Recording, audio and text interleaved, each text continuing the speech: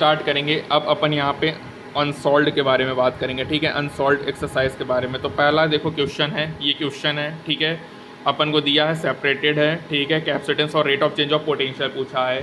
तो देखो यहाँ पे हमारा कैपेसिटेंस हो जाएगा, यहाँ पे सेपरेटेड है, ठीक है, तो कैपेसिटेंस हो जाएगा epsilon not a by D हो जाएगा गाइस, ठीक है। तो capacitance epsilon not a by D हो जाएगा 8.85 इंटू 10⁻12 इंटू एरिया कितना हो जाएगा guys, pi r square, that is 12 into 10⁻² का स्क्वायर होगा अपॉन डिस्टेंस कितना है 5 इंटू 10⁻²।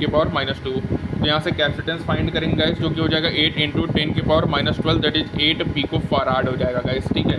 दूसरा पूछा है कैलकुलेट कैपेसिटेंस और rate of change of potential, मतलब D V by D T पूछा है गाइस। तो D V by D T होगा, तो अपन को पता है कि Q is equal to C V होता है, तो V is equal to Q by C होगा गाइस, ठीक है, we is equal to Q by C होगा। तो यहाँ पे होगा D V by D T is equal to D by D T और इसको डिफ्रेंशिएट कर दिया क्यू बाई सी, ठीक है। तो D V by D T is equal to क्या लिख सकते हैं गाइस, ये हो जाएगा 1 by C D Q upon D T हो जाएगा guys, 1 by C D Q by D T, और D Q by D T क्या होता है, करंट होता है guys.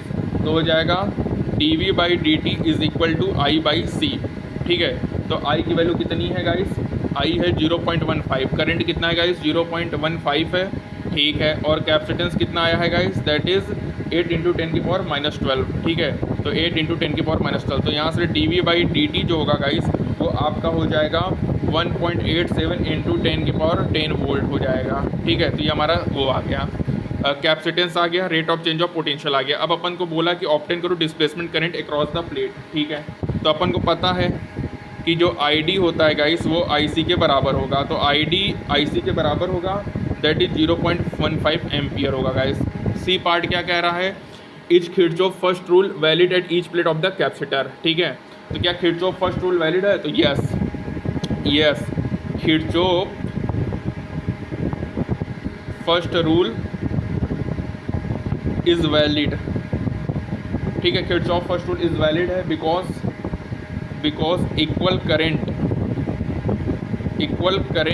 Flow in both circuit, equal current flow in both circuit, क्योंकि guys दोनों सर्किट में इक्वल करंट फ्लो कर रहे हैं। तो ये हमारा पहला हो गया, ठीक है। अब दूसरा क्वेश्चन के बारे में बात करेंगे, ठीक है। तो दूसरे में भी हमारा 2-3 पार्ट है,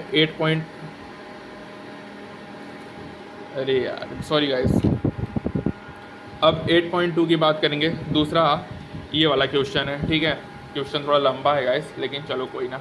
पहले से क्या पूछा है, आरएमएस वैल्यू, आप एक बार क्वेश्चन को देख लेना, मैं डायरेक्ट आंसर लिख रहा हूँ, मतलब सॉल्यूशन लिख रहा हूँ। वी आरएमएस कितना है 230 वोल्ट है, बाय डिफ़ॉल्ट कुछ नहीं दिया तो वी आरएमएस होगा। ओमेगा है 300 रेडियन पर सेकेंड है गाइस, ठीक है, ओमेगा कितना है 300 रेडियन पर सेकेंड है। कैपेसिटेंस कितना है गाइस 100 इंटू 10⁻12 फैरेड है, ठीक है। तो वी आर एम एस क्या होगा, that is I R M S into X C होगा guys, I R M S into X C होगा। तो ये हो जाएगा 230 is equal to I R M S X C की जगह 1/ओमेगा सी हो गया गाइस। तो यहाँ से आई आर एम एस कितना हो जाएगा 230 इंटू ओमेगा सी हो जाएगा गाइस। तो आई आर एम एस की वैल्यू जो हो जाएगी 230 इंटू ओमेगा, ओमेगा कितना है 300, 3 इंटू 10⁻2 इंटू सी, कैपेसिटेंस कितना है 1 इंटू 10⁻−10। तो यहाँ से जो आई आर एम एस होगा गाइस वो हो जाएगा आपका I R M S 6.9 into 10⁻6 होगा गाइस, ठीक है। दूसरा बोल रहा है is the conduction current equal to displacement current, तो I D is equal to I C guys, ये ऑलवेज होता है, ये हमेशा के लिए वैलिड है, ठीक है। अब सी पार्ट देखो, सी में कह रहा है कि भैया determine the amplitude at 0.3 centimetre पे पूछा है, ठीक है। तो देखो यहाँ पे अपन इसको कैसे ट्रीट करेंगे कि ये मान के चलो एक सिलेंडर है, ठीक है, यहाँ पे अपन से 3 सेंटीमीटर पे पूछा है रेडियस, ठीक है। ये देखो ये कैपिटल आर है, सॉरी ये हमसे यहाँ से 3 सेंटीमीटर पूछा, ये हमारा कैपिटल आर है जो कि 6 सेंटीमीटर, और अपन से 3 सेंटीमीटर में पूछा है, तो इसको अपन सॉलिड सिलेंडर की तरह बिहेव करेंगे। तो यहाँ पे जो मैग्नेटिक फील्ड होगा वो mu naught I small R upon 2 pi capital R square होगा गाइस, ये इंपॉर्टेंट है। अब यहाँ पे वैल्यू पुट करो, ठीक है, यहाँ पे आई नॉट होगा, ये इंपॉर्टेंट है, जो कि अपन को पता है कि आई आर एम एस क्या होता है, आई नॉट बाई √2। तो यहाँ पे आई नॉट की जगह लिख देंगे √2 into I R M S, ठीक है, यहाँ पे आई नॉट है, mu naught I naught upon, तो हो जाएगा guys mu naught √2 I R M S into small R upon 2 pi capital R square. Value put करेंगे गाइस तो 4 पाई इंटू 10 की पावर -7 इंटू √2 इंटू IRMS कितना हो जाएगा, दैट इज 6.9 इंटू 10 की पावर -6 इंटू स्मॉल r कितना है 3 into 10 की power -2 upon 2 pi into 6 into 10 की पावर -2 का स्क्वायर गाइस। तो यहाँ से जो हमारा B आएगा मैग्नेटिक फील्ड वो लमसम आ जाएगा तुम्हारा गाइस 1.63 इंटू 10 की पावर -11 टेस्ला। तो गाइस इस क्वेश्चन में अपन को 3 सेंटीमीटर में पूछा है तो ये बिहेव करेगा सॉलिड सिलेंडर की तरह, और सॉलिड सिलेंडर में आपने पढ़ा है तो B इज इक्वल टू होता है μ0I small r upon 2 pi capital R square, और यहाँ पे I0 है तो IRMS आप जानते हो गाइस जो कि होता है I0/√2। तो यहाँ से गाइस ये आंसर हो गया, ठीक है। अब बात करेंगे गाइस क्वेश्चन नंबर 3 के बारे में, ठीक है। तो जो तीसरा नंबर वाला क्वेश्चन है गाइस ये भी हमारा अच्छा क्वेश्चन है, अपन अब इसके बारे में थोड़ा सा डिस्कस कर लेते हैं, ठीक है। ये भी क्वेश्चन हमारा बढ़िया क्वेश्चन है 3rd नंबर, और अपन अब 3rd नंबर के क्वेश्चंस को भी डिस्कस करेंगे गाइस, ठीक है। तो देखो क्वेश्चन नंबर 3 कह रहा है कि जो एक्सरेज होंगे, एक्सरेज होगा वो गाइस होगा 10 की पावर -10 मीटर, ठीक है। और जो हमारा लेमडा रेड होगा गाइस, लेमडा रेड जो होगा वो होगा 6800 एंगस्ट्रॉन, ठीक है। लेमडा रेड 600 एंगस्ट्रॉन होगा। और जो रेडियो वेव्स होंगे गाइस, रेडियो वेव्स जो होंगे वो हमारे 500 नैनोमीटर होता है गाइस, ठीक है। तो सभी तीनों EM वेव हैं, सो speed of EM wave vacuum में सेम होगा। तो याद रखना ऑल आर EM वेव्स, सभी क्या है गाइस EM वेव है, so speed of EM waves vacuum में सबका सेम होगा। So speed of EM waves in vacuum all are same, सबका स्पीड वैक्यूम में क्या होगा गाइस सेम होगा, ये इंपॉर्टेंट बात है, ये हो गया। अब गाइस बात करेंगे 8.4 के बारे में, ठीक है। 8.4 भी गाइस इंपॉर्टेंट है, ठीक है। अपन से पूछा है, अपन से वेवलेंथ पूछा है गाइस, ठीक है। तो देखो यहाँ पे जो डायरेक्शन ऑफ प्रोपगेशन होगा वो तुम्हारा कहाँ है, अलोंग जेड है, ठीक है। Direction of propagation along Z है। इलेक्ट्रिक फील्ड क्या होगा, मे बी एक्स होगा और वाई होगा, ठीक है।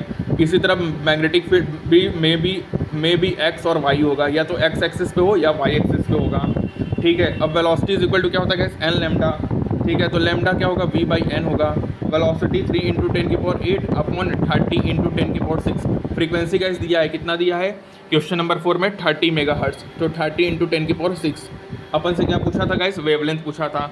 तो velocity equal to N lambda, तो यहाँ से लेमडा, तो लेमडा फाइंड करेंगे तो 3 इंटू 10 की पावर 8 अपॉन 30 इंटू 10 की पावर 6 होगा गाइस।